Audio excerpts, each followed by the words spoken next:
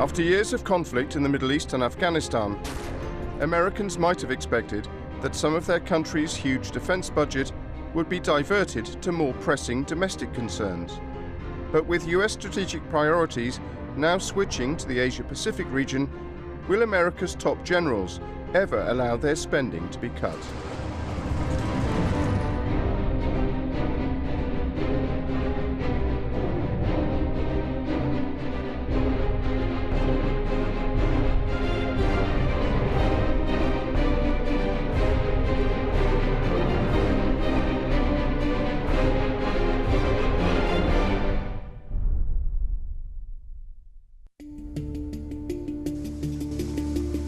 The United States spends almost as much on its military as the rest of the world combined. Since 9/11, America's base defense budget increased by about $1 trillion. Nearly another $1.5 trillion was spent on the wars in Iraq and Afghanistan. Now the U.S. exit from Iraq is complete, and 20,000 American troops left Afghanistan last year, the start of a drawdown that will be finished by 2014. The stage is set for America to redirect public funds from the military to domestic needs, to reap the benefits of a so-called peace dividend. But will that happen? Will the political dynamics of defense spending in the U.S. permit it? In Washington, D.C., a battle has already begun to ward off cuts to the defense budget. Our soldiers, our young men and women, are the ones who will pay the price, potentially with their lives. In appearances on Capitol Hill, the Joint Chiefs of Staff have warned of dire results from some $41 billion in defense cuts this year mandated by sequestration, a budgetary process agreed to by Republicans and President Obama in a 2011 deal. Sequestration will upend our defense strategy. It will put the nation at greater risk of coercion. I've looked at the effects of the sequester, and they're really quite modest in terms of the Pentagon's overall budget. Chuck Spinney worked at the Pentagon for 26 years as an analyst in the Secretary of Defense's office. So this was when you testified before Congress, is that right? Yeah. I know a lot about the waste and abuse that's inside the defense budget. Do you think that the defense cuts being talked about are a peace dividend after the wars in Iraq and Afghanistan? No, it's not even close. After sequestration, funding for the U.S. Department of Defense will still be above the Cold War average in real terms, and close to the highest level since World War II. We would be spending slightly less than the Vietnam peak. We'll be spending more than we spent when Eisenhower was president. And remember, those were the totals he complained about when he made his military-industrial complex speech. We have been compelled to create a permanent armaments industry of vast proportions. In his final speech as president in 1961, Dwight Eisenhower warned the country about the power of a military-industrial complex to shape national priorities. In the councils of government, we must guard against the acquisition of unwarranted influence, whether sought or unsought, by the military-industrial complex. Spinney says the workings of the military-industrial complex today make it difficult for the U.S. to secure a peace dividend. It's what in Washington we call an iron triangle. You have an alliance between the private sector, the defense contractors, the executive branch, in this case the Pentagon, and the legislative branch. All benefit from expensive procurement projects. The Pentagon gets weapons, defense companies get profits, and politicians get reelected by funding armaments that generate jobs for constituents. Basically, what we have is a budget that is packed to the gills with weapons we don't need, with weapons that are underestimated in their future costs. Is it common operating procedure for Pentagon officials and companies to lowball price and oversell performance in the early stages of a project? Yes.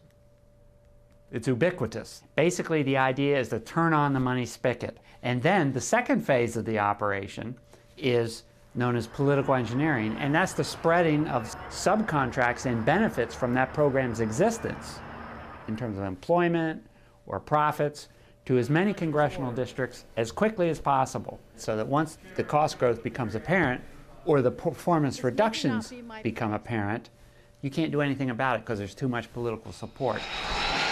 The F-35 Joint Strike Fighter is a textbook case of underestimated costs and political engineering.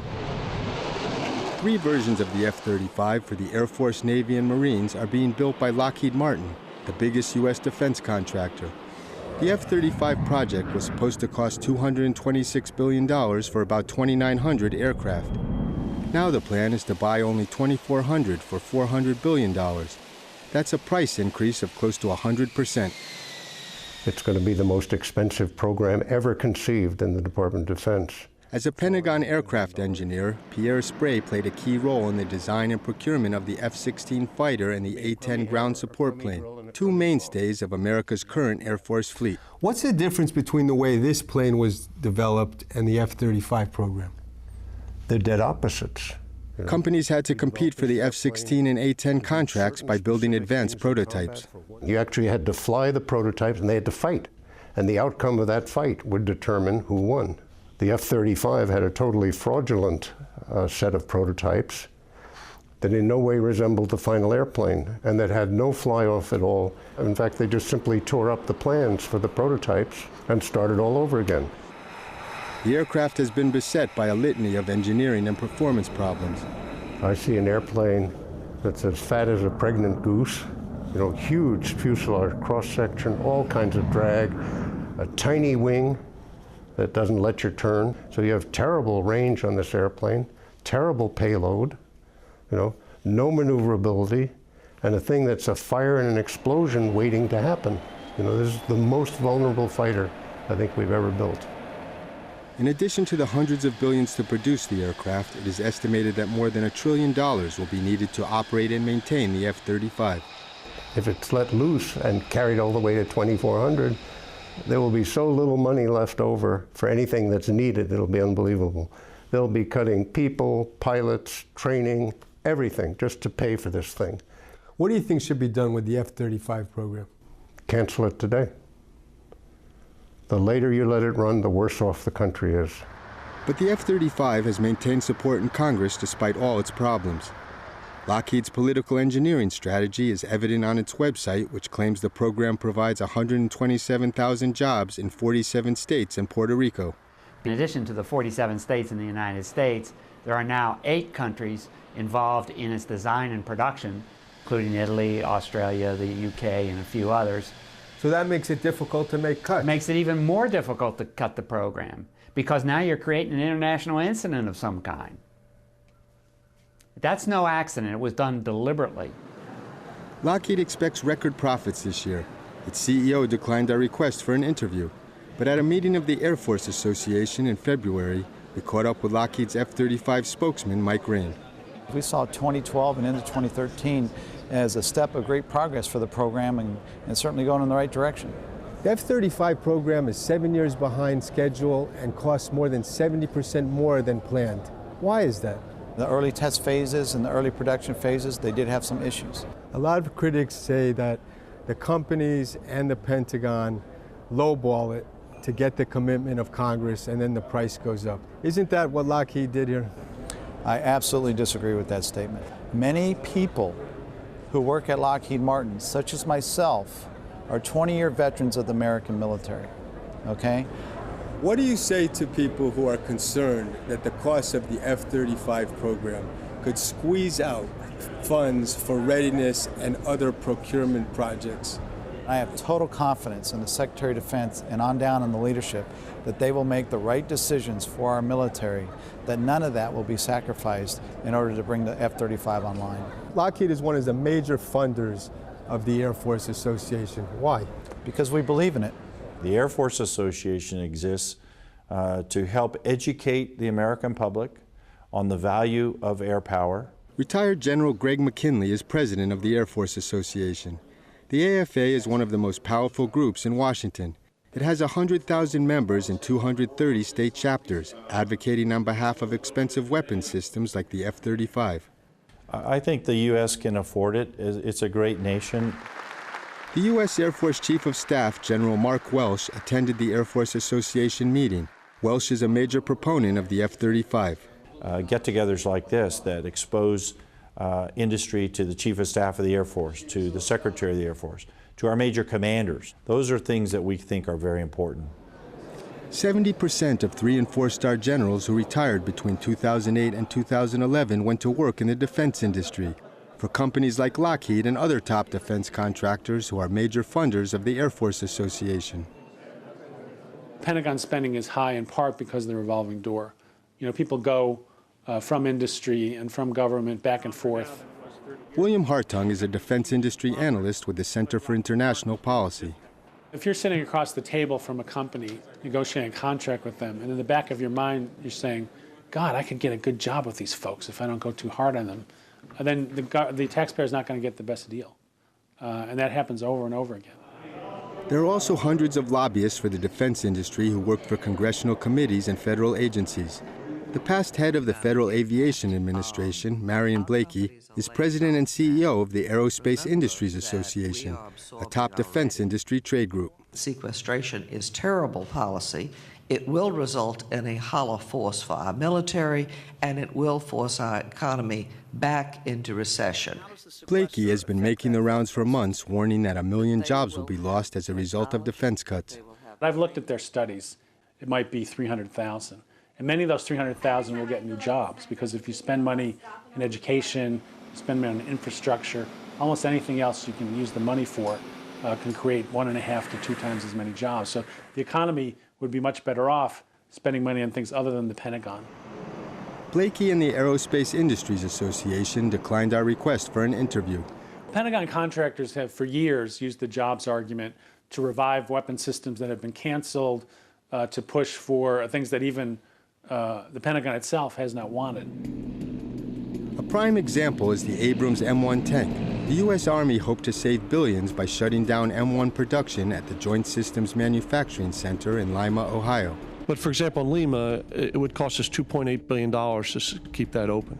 But Congress didn't go along with the plan. In the last 2 years, it provided about $355 million to keep the M1 production line rolling at the General Dynamics plant. This is a Joint Systems Manufacturing Center right here. Jed Metzger of the Lima Chamber of Commerce is on a community task force that was set up to save the jobs at the tank plant. That was a point that we've tried to prove over and over again, that you'll still need tanks to fight future wars. The Pentagon sees little use for the M1 in confronting 21st century threats like terrorism and piracy. So members of Congress representing Ohio came down here. You brought them down here, is that right? Everybody in Congress that we possibly could get to come to the facility. In the last 2 years, General Dynamics spent more than $22 million lobbying Congress and $2 million on campaign contributions. Almost every member is going to go to bat for a weapon system that's built in part in their district. And then there'll be a sort of log rolling process where, you know, I'll support your weapon system if you support my weapon system. And so once that horse trading goes on, then it's much harder to cut anything. It seems that you've won the argument with congressmen. Yes. David Berger is the mayor of Lima. The Army said that by pausing production, they could save close to $3 billion. I believe that the General Dynamics and their partners have created a case that shows that that savings is not valid. Have you ever seen those studies? Because I've been trying like crazy to get the studies. General Dynamics claims that it will cost more to restart M1 production in the future if it's needed than to keep the plant open now. After 9/11, the tank plant was able to gear up production. Why can't that be done in the future in the same way? First of all, no one's saying it's not possible.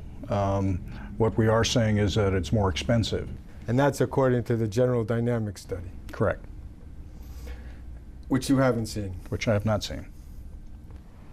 General Dynamics declined our request for their cost study and for an interview. These defense contractors cannot convert to private sector procurement. They're basically like welfare queens in an economic sense. They're dependent on the cash flow. Do you think overall the U.S. economy is too dependent on defense spending? Absolutely. The defense industry has basically siphoned off technology and finance capital that were essential for the improvement of the productivity of our economy.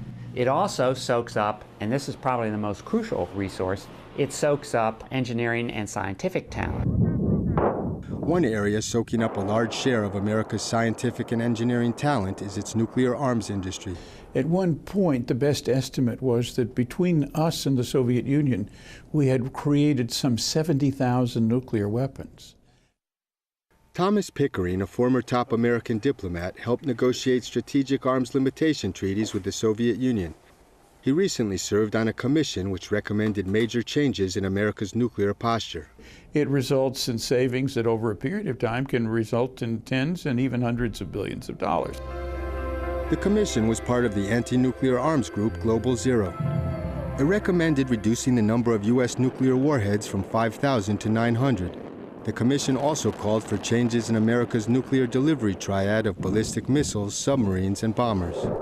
There was a very strong feeling that two elements of the triad were sufficient. It's been reported that the Obama administration is considering nuclear weapons cuts, but those savings will be difficult to achieve. There's two pillars that are supporting the nuclear weapons complex at this point. One is people are still mired in Cold War thinking, and they feel like the more nuclear weapons we have, the better. But in addition to that, the nuclear weapons industry has some of the biggest, strongest companies in the military-industrial complex. I'm a little, more than a little troubled by the report that you participated in, the Global Zero report. Chuck Hagel, the new U.S. Secretary of Defense, was also on the Global Zero Commission. At his confirmation hearing, he was attacked by senators whose states have a stake in the nuclear weapons business. Your report explicitly calls for, quote, an urgent and transformational change in the U.S. nuclear force structure, strategy, and posture, close quote. I think it's an exceedingly dramatic report, frankly. Conservative think tanks in Washington, like the Heritage Foundation, also attacked Hagel. You could zero out the whole Department of Defense and save a lot of money. It would also be a very foolish thing to do. Steve Bucci is director of the Center for Foreign Policy Studies at Heritage. He was a top assistant to George W. Bush's Secretary of Defense, Donald Rumsfeld. How many nuclear weapons do you think we need? I think we should maintain the force that we have right now. So you think the numbers themselves are helpful? They have a value of their own, absolutely. What is it? What is the value? 10 nuclear weapons that can be fired at me would certainly wake me up if I was a leader of another country. What's the difference between that and 5,000? Well, if we only had one adversary in the world, it might be easier to cut the numbers down, but we don't only have one adversary.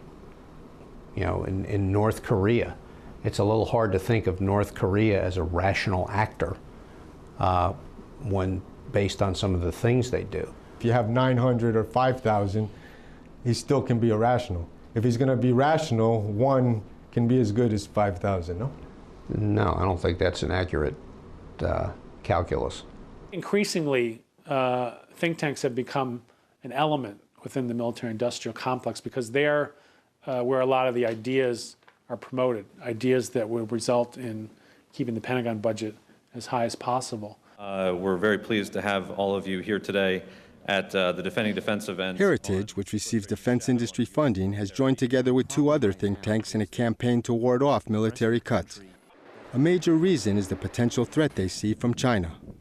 China cannot be underestimated. We have to have enough capability so that should China decide to become more aggressive and more hostile, that we would be ready to protect not only our own national interests, but to help out the allies that are there. It is estimated that China spends between 1/4 and 1/5 as much on its military as the U.S. We need a threat. The Al-Qaeda is sort of run out of string. And we have to have a new threat to justify continued spending. That's what the whole pivot to Asia is about. Good morning, everybody. Last year, the Obama administration announced that it was shifting American military resources to the Asia-Pacific region. We will be strengthening our presence in the Asia-Pacific, and budget reductions will not come at the expense of that critical region. The Pentagon is working on a new warfighting strategy for the Asia-Pacific called Air-Sea Battle that was discussed at the Air Force Association meeting. So that's very simple. We're taking all the Air Force stuff, we're taking all the Navy stuff, we're looking at what kind of world we're facing in the future, and how do we make all of this stuff work much more closely together.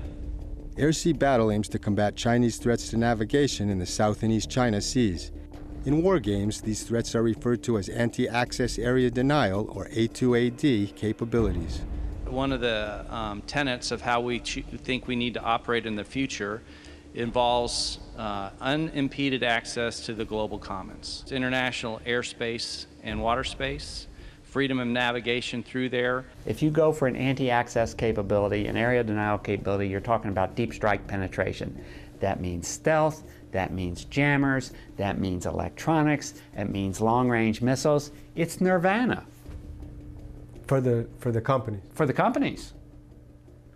And their allies in the Navy and the Air Force. So the Asia-Pacific pivot is a strategy well suited for the military-industrial congressional complex, because we're basically talking about high-tech weapons, high-cost weapons. To better understand the U.S. military's new strategy for Eastern Asia, we traveled to the furthest American territory in the Western Pacific, close to sea lanes near China.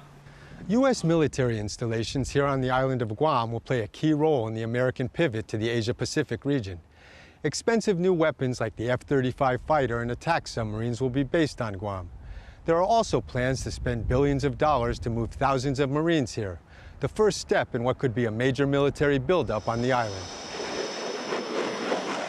Cope North, a training exercise involving the U.S., Japanese, and Australian Air Forces, was taking place at Andersen Air Force Base while we were on the island. They were practicing air-sea battle tactics. The term that is used often is networked integrated attack capability. The stealth aircraft finds a target, the submarine that's stealthy shoots the weapon, and the stealth airplane guides the weapon to the target.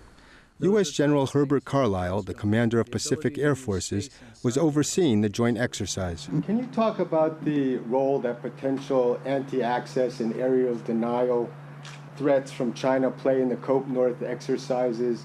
They are important scenarios that you're preparing to counter, aren't they?